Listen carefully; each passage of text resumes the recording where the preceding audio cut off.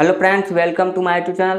तो फ्रेंड्स, आज की वीडियो में हम लोग पढ़ेंगे एक नए टॉपिक के बारे में, जिसमें हमें पढ़ना है lines and angle. Lines and angle में हमने जाना था क्या क्या, वर्टिकली अपोजिट जाना था, और आपको एडजेसेंट एंगल पढ़ा दिए थे, लीनियर पेयर पढ़ा दिए थे। तो नया टॉपिक आपका जो है पैरेलल लाइन है और ट्रांसवर्सल लाइन किसे कहते हैं, इसको बारे में हम लोग अच्छे से डिस्कस करेंगे। तो चलिए हम लोग देखते हैं कि पैरेलल लाइन किसे कहते हैं और ट्रांसवर्सल लाइन किसे कहते हैं, और इससे जितने भी संबंधित प्रश्न बनेंगे, चाहे आप क्लास 9 के हो, क्लास 8 के हो या क्लास 10 के हो, आप आसानी से बना सकते हो अगर आप एक बार पढ़ लिए तो चलिए हम लोग पैरेलल लाइन पर संबंधित प्रश्न को हल करने के लिए सबसे पहले जानेंगे कि पैरेलल लाइन क्या होता है और आपका ट्रांसवर्सल लाइन क्या होता है, और दोनों मिलकर क्या क्या बना सकता है, कौन कौन से एंगल बनते हैं, इसे भी हम लोग जानेंगे।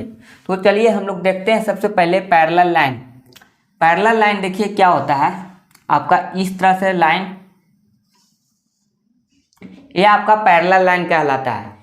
पैरेलल लाइन का एग्जांपल आप देख सकते हैं, रेलवे की पटरी होती है, बहुत सारे पैरेलल लाइन होते हैं। इसमें आप क्वाड्रिलेटरल बना लीजिए, या आप क्या अष्टमोन बॉक्स जो होता है, या आपका डेक होता है, एग्जाम्पल के लिए ले सकते हैं, जो डेक आप कहते हैं, तो उसमें भी आपको पैरेलल लाइन की तरह दिखता है। तो यहाँ पर देखिए ये आपका पैरेलल लाइन है। पैरेलल लाइन यानी पैरेलल लाइन कहते किसे हैं, दो लाइन एक दूसरे को कभी काट नहीं सकती है, मिल नहीं सकती है एक दूसरे पे, और हमेशा सीधी रेखा पे गमन करती है, यानी सीधी रेखा पर चलती है। यानी कि सीधी रेखा एक तरह से समझिए, दो लाइन जो है एकदम सीधा चलता है और दोनों एक दूसरे को कभी नहीं काटती है, यानी कि इधर से ऐसे इस तरह से नहीं मुड़ जाएगी, कभी जब भी जाएगी सीधे जाएगी।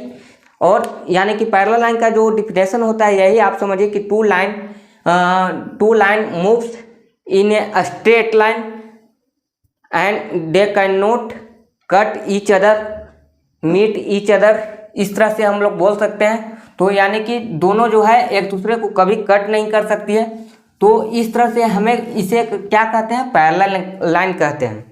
तो पैरेलल लाइन दो लाइन भी कर सकते हैं, तीन लाइन भी कर सकते हैं, आप जितना लाइन खींच सकते हैं पैरेलल। लेकिन आपको मेन याद रखना कि दो लाइन रहेगा तभी आपका पैरेलल लाइन कहलाएगा। सिंगल लाइन को हम लोग पैरेलल लाइन नहीं कहते हैं। सिंगल लाइन को हम लोग लाइन भी कर सकते हैं, लाइन सेगमेंट भी कर सकते हैं, रे भी कर सकते हैं, कुछ भी कर सकते हैं अगर रहेगा तो यहाँ पर आपको पैरेलल लाइन समझना है। तो पैरेलल लाइन दो लाइन आप समझ लीजिए कि ए और बी कोई लाइन है। देखिए लाइन सेगमेंट यहाँ पर समझ लीजिए, ए बी कोई लाइन सेगमेंट है और सी डी कोई लाइन सेगमेंट है। तो ये आपका पैरेलल है, आपस में पैरेलल है। पैरेलल को डिनोट करने के लिए इस तरह से लिख सकते हैं, पैरेलल को लिखने के लिए इस तरह से लिखा जाता है, ए बी सी डी का पैरेलल है। इसका मतलब हुआ ए बी सी डी का पैरेलल है। तो अगर इस पे एक कोई लाइन खींच देते हैं इस तरह से, तो इस लाइन को क्या कहते हैं, इस लाइन को कहते हैं ट्रांसवर्सल लाइन। ट्रांसवर्सल लाइन याद रखिएगा, ट्रांसवर्सल लाइन। इसका हिंदी क्या होता है, तिर्यक रेखा। याद रखिएगा, तिर्यक रेखा, इसका हिंदी होता है तिर्यक रेखा, ठीक है। और पैरेलल लाइन का हिंदी क्या होता है, इसको हम लोग क्या कहते हैं, parallel line. Parallel line, parallel line का जो हिंदी होता है आपका वो होता है समांतर रेखा। समांतर रेखा।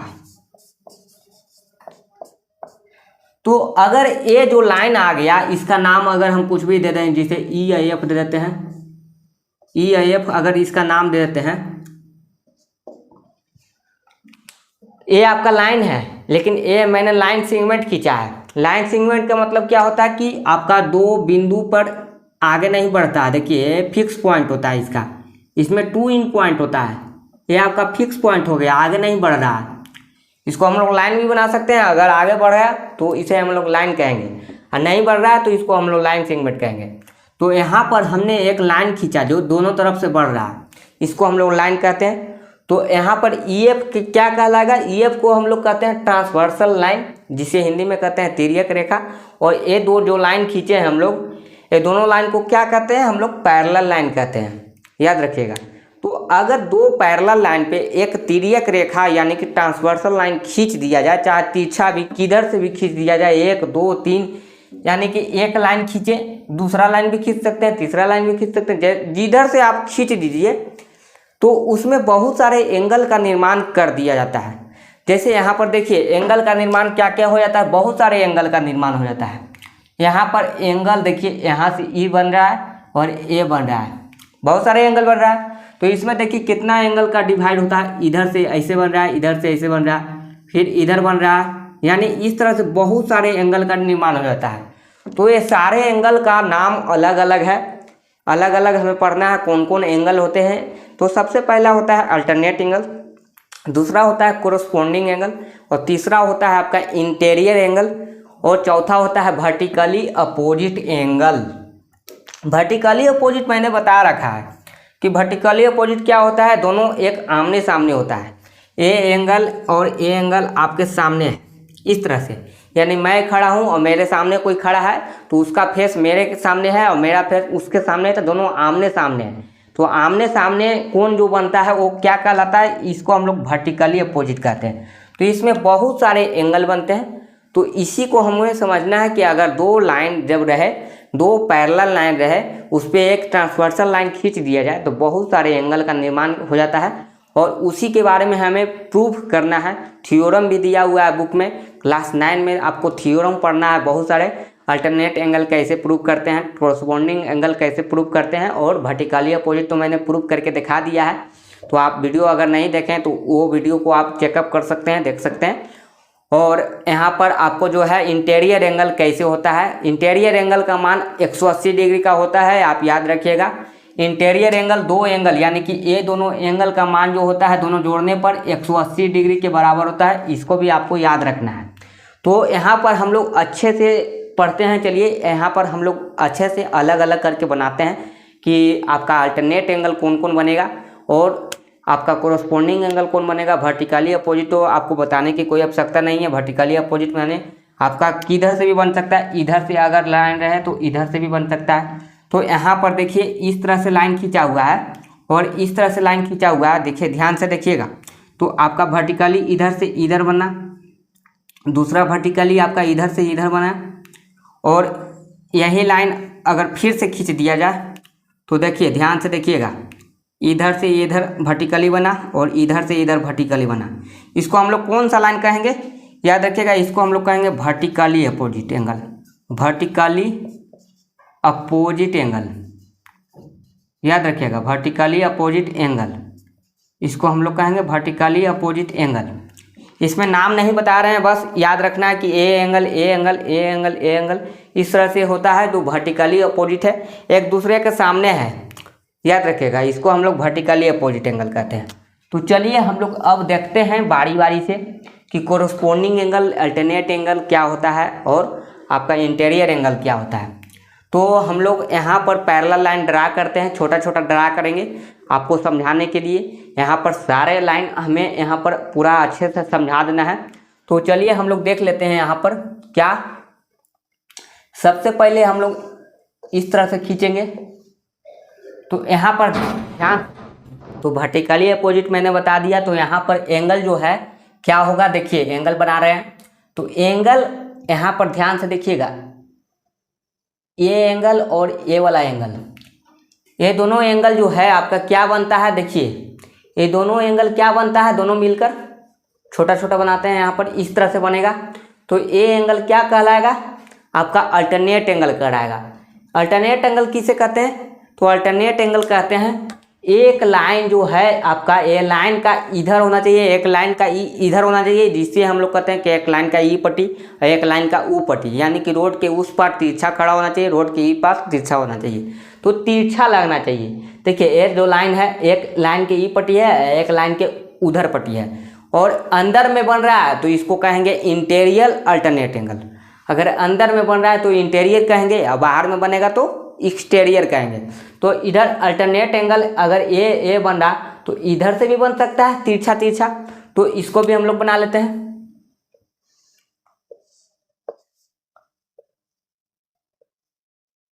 तो ये दोनों एंगल फिर से कहलाएगा, क्या कहलाएगा आपका, फिर से आपका क्या कहलाएगा, यह भी आपका अल्टरनेट एंगल कहलाएगा। आप समझिए, यह भी आपका अल्टरनेट एंगल कहलाएगा, ठीक है। तो इस तरह से इसको हम लोग क्या कहेंगे, इंटीरियर कहेंगे। इसको हम लोग कहेंगे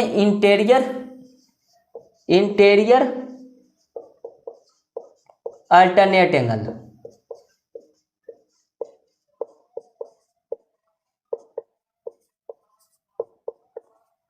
अगर लाइन इस तरह से रहे और यहाँ पर देखिएगा ध्यान से, एक लाइन के इधर और एक लाइन के इधर, ये भी देखिए लाइन का, ये जो लाइन खींचा हुआ है इस लाइन का इधर खींचे हैं, एक लाइन का इधर खींचे हैं, तो ये दोनों क्या है, इसको हम लोग कहेंगे एक्सटीरियर, बाहरी से बन रहा है, बाहर से बन रहा है एक्सटीरियर राइट आपका अल्टरनेट एंगल कहलाता है। तो इसको हम लोग क्या कहेंगे, एक्सटीरियर अल्टरनेट एंगल कहेंगे। उसी तरह से और ड्रा कर लेते हैं और इधर से आप ले लेते हैं और इधर से ले लेते हैं। तो देखिए ये जो लाइन खींचा हुआ है, एक लाइन का उधर है और एक लाइन का इधर है, इसको अभी हम लोग एक्सटीरियर अल्टरनेट एंगल कहेंगे। तो शॉर्टकट में आप इतना ही याद रखिए कि इंटीरियर एंगल आपका जो इंटीरियर एक्सटीरियर तो आमने आपका हो गया, जो अंदर में बनेगा उसको इंटीरियर, जो बाहर में बनेगा एक्सटीरियर। लेकिन इसको हम लोग कहेंगे क्या, मुख्य रूप से हम लोग कहेंगे अल्टरनेट एंगल। तो इसको हम लोग लिखना चाहें तो लिख सकते हैं, एक्सटीरियर अल्टरनेट एंगल भी लिख सकते हैं। क्या बन रहा है, ये आपका एक्सटीरियर अल्टरनेट एंगल बन रहा है, एक्सटीरियर अल्टरनेट एंगल। ठीक है, एक्सटीरियर अल्टरनेट एंगल। तो मुख्य रूप से इस तरह से बन सकता है।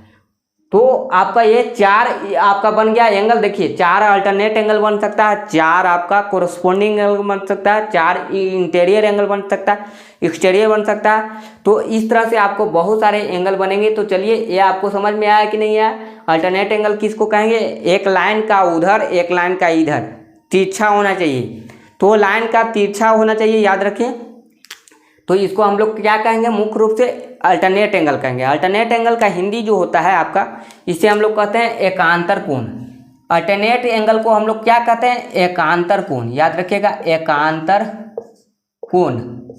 एकांतर कोण कहते हैं अल्टरनेट एंगल को, हिंदी में एकांतर कोण कहते हैं, याद रखिएगा, हिंदी में हम लोग एकांतर कोण कहते हैं।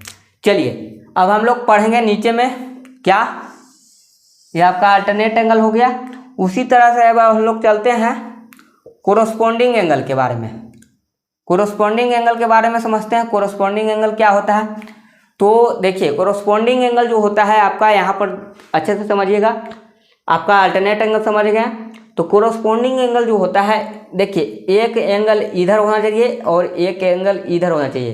ये आपको लग रहा है, किस तरह से लग रहा है, देखिए यहाँ पर ध्यान से देखिएगा। एक जो है एंगल आपका लाइन का बाहर है और एक जो एंगल बन रहा है वो लाइन का अंदर में बन रहा है, यानी एक एक्सटीरियर है एक इंटीरियर है। तो इस तरह से इसको हम लोग क्या कहेंगे, आपको क्या कहना है, इसे कोरस्पोंडिंग एंगल कहना है। तो उसी तरह से इधर भी बना देते हैं। तो यहाँ पर देखिए एक लाइन का अंदर और एक लाइन का बाहर, तो यह भी क्या कहलाएगा, आपका कोरस्पोंडिंग एंगल कहलाएगा। ये लेकिन याद रखिएगा लाइन का एक ही तरफ बनना चाहिए।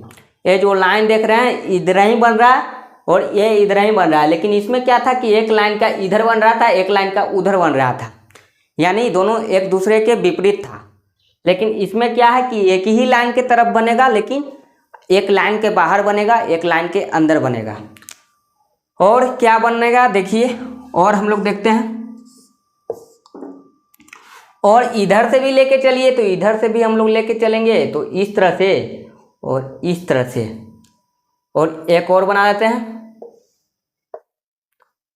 एक इधर से इस तरह से, इस तरह से। तो इसमें एक इंटीरियर एक्सटीरियर करने की आवश्यकता नहीं है, बस आपको समझना है कि इसमें भी चार कोरस्पोंडिंग एंगल बनेंगे, 1 2 3 4, इस तरह से चार कोरस्पोंडिंग एंगल, चार आपका अल्टरनेट एंगल। तो इस कोरस्पोंडिंग एंगल को हिंदी में कहते हैं संगत कोण। इसको हम लोग लिख देते हैं कोरस्पोंडिंग एंगल,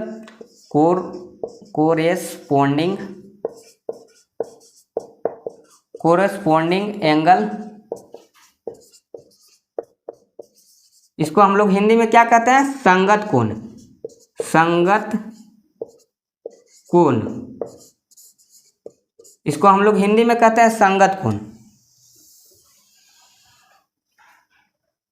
चलिए इंटीरियर आपका एकांतर कोण पढ़ा दिए, संगत कोण पढ़ा दिए, तो बच गया आपका क्या, अंत कोण बन गया, अंतःकोण माने इंटीरियर एंगल। इंटीरियर एंगल कहते किसे हैं, तो इंटीरियर एंगल समझिए। नीचे में देखिए ये दो पैरेलल लाइन है और ए वाला एंगल और ए वाला एंगल, ये दोनों एंगल जो है एक ही तरफ है और अंदर में बन रहा है। तो अंदर में बन रहा है तो उसको भी हम लोग क्या कहेंगे, इंटीरियर एंगल कहेंगे। इसको हम लोग इंटीरियर एंगल कहेंगे, चाहे आपका इधर से बने चाहे इधर से बने।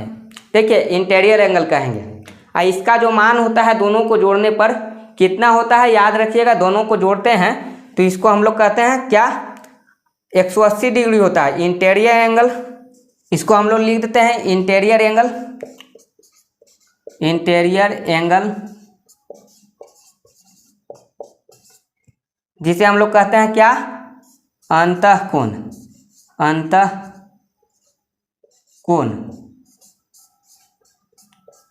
और इसका क्या होता है, इंटीरियर जो एंगल होता है अंतःकोण का योग कितना आपका होता है क्या, अंतःकोण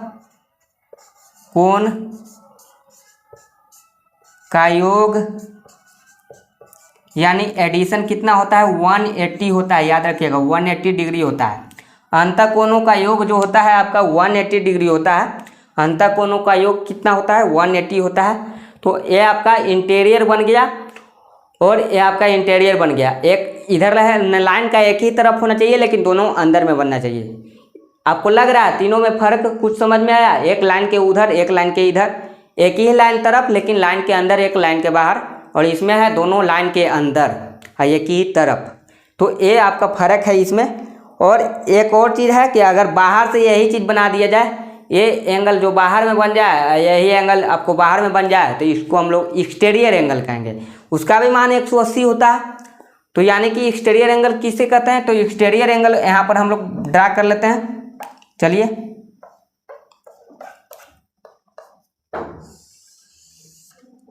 तो यहाँ पर देखिए एक्सटीरियर एंगल को हमको ड्रा करने के लिए यहाँ पर हम लोग ट्राई करते हैं। देखिए यहाँ पर लिख देते हैं एक्सटीरियर एंगल। तो इस तरह से आएगा, तो ये आपका जो बाहर बनेगा इस तरह से, तो ये आपका एक्सटीरियर कहलाएगा और ये आपका एक्सटीरियर कहलाएगा। एक लाइन के इधर एक लाइन के इधर, याद रखिएगा। तो ये आपका क्या कहलाएगा, एक्सटीरियर कहलाएगा। यहाँ पर दिख नहीं रहा होगा, हो सकता है कि नहीं दिख रहा है, तो चलिए इसको हम लोग मिटा ही देते हैं। बस आपको समझना है कि इंटीरियर कहलाता है। हो सकता है कि आपको ये ना दिखे। चलिए तो इतना आपको समझ में आया कि नहीं आया, आप देखिए इतना आप समझें कि नहीं समझें। चलिए यहाँ पर मैंने सारा कुछ समझा दिया। अगर आप फिर से समझना चाहते हैं तो बस आपको शॉर्टकट में बता दूँ। सारांश में आपका क्या है कि इस पैरेलल लाइन किसे कहते हैं, तो दो लाइन एक दूसरे को कभी कट नहीं कर सकती है और हमेशा सीधी चलती है, तो उसे हम लोग क्या कहते हैं, पैरेलल लाइन कहते हैं। और अगर उस पर अगर दो पैरेलल लाइन पे अगर कोई ऊपर से एक तिरछा लाइन खींच दिया जाए उसे हम लोग ट्रांसवर्सल लाइन कहते हैं, जिसे हिंदी में कहते हैं तिर्यक रेखा। और तिर्यक रेखा जैसी ही आप खींचेंगे तो बहुत सारे एंगल का निर्माण हो जाता है, जिसमें हम लोग पहला एंगल जो पढ़ना है आपको एकांतर कोण पढ़ना है, अल्टरनेट एंगल, दूसरा कोरस्पॉन्डिंग, तीसरा इंटीरियर एंगल और चौथा आपका एक्सटीरियर एंगल। एक्सटीरियर एंगल मैंने बाहर में बन गया, एक्सटीरियर बन गया। तो मेन मुख्य रूप से आपको इतना ही पढ़ना है, इतना ही भी आपको सारा क्वेश्चन बन जाएगा। क्लास 9 के चैप्टर नंबर 7 में पढ़ना है लाइन्स एंड एंगल, तो उसमें आपको ये सब आपको सवाल इस पे आधारित रहेंगे। उसमें आप बना सकते हैं। एक्सरसाइज 7B में दिया गया है, 7A मैंने पूरा कंप्लीट करा रखा, तो 7B पढ़ाने के लिए हम लोग ये पूरा बताए हैं अच्छे से। तो आप इस तरह के प्रश्न को आप सोल्व कर सकते हैं आसानी से। बस आपको याद रखना है कि एक लाइन के आपका क्या होना चाहिए, एक लाइन के बाहर एक लाइन के अंदर, और इसमें एक लाइन के ई पट्टी एक लाइन के ऊ पट्टी, और इसमें आपको याद रखना कि एक ही लाइन के तरफ होना चाहिए लेकिन दोनों अंदर में होना चाहिए, या तो दोनों बाहर में होना चाहिए। बाहर में रहेगा तो एक्सटीरियर, अंदर में रहेगा तो इंटीरियर। तो इस तरह से मैंने पूरा सारांश में बता दिया। इसका हिंदी भी बता दिया कि संगत कोण किसे कहते हैं, कोरस्पॉन्डिंग एंगल को, एकांतर अल्टरनेट को, और अंतःकोण इंटीरियर एंगल को कहते हैं। तो इस तरह से मैंने सारा कुछ बता दिया है। चलिए अब हम लोग एक्सरसाइज पे चलेंगे अगले वीडियो में। तो चलिए आज के लिए इतना ही रखते हैं, मिलते हैं नेक्स्ट वीडियो में। अगर आपको ये वीडियो कैसी लगी प्लीज़ कमेंट करके बताएं। वीडियो को जितना हो सके लाइक कीजिए, शेयर कीजिए और इसका सबसे पहले स्क्रीनशॉट ले लीजिएगा। चलिए थैंक यू।